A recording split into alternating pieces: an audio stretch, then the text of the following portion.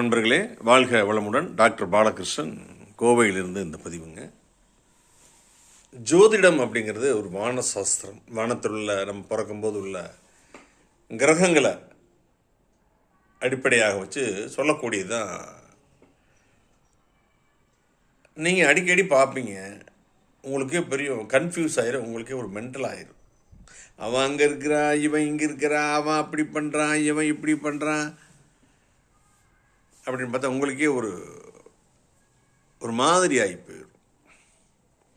இந்த கன்ஃபியூஷன்லேருந்து தான் விடுபடுறதுக்கு நான் ஃபாலோ பண்ணுற சிஸ்டம் அஷ்டக வர்க்கம் அப்படின்னு ஒரு கணித முறைங்க.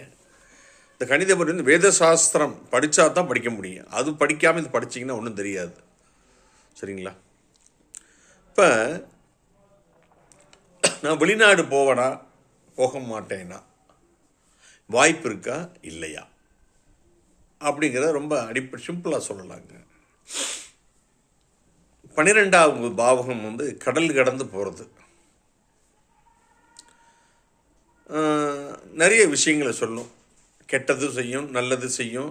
தாம்பத்தியத்தை குறிக்கக்கூடியது, படுக்கையறை சுகங்களை எல்லாம் குறிக்கக்கூடியது 12வது பாவகம் தான். வெளிநாடு போவதற்கு அதுதாங்க. அதில் பார்த்திங்கன்னா அதிகமான பாயிண்ட்ஸ் இருந்தது அப்படின்னா 30-35 பாயிண்ட் இருந்தால் நிச்சயமாக வெளிநாடு போவார். ப்ளஸ் அடிஷ்னலாக சின்ன இன்ஃபர்மேஷன்.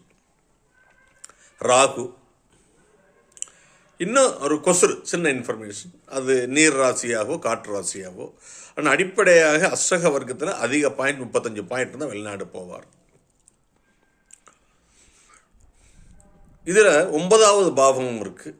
அது ஹையர் எஜுகேஷன், ஆன்மீகம், அப்பா, யாத்திரை, பாக்கியஸ்தானம், பூர்வ புண்ணியம், இந்த மாதிரி பல விஷயங்களில் சொல்லக்கூடியது இந்த 9ஆம் இடம்.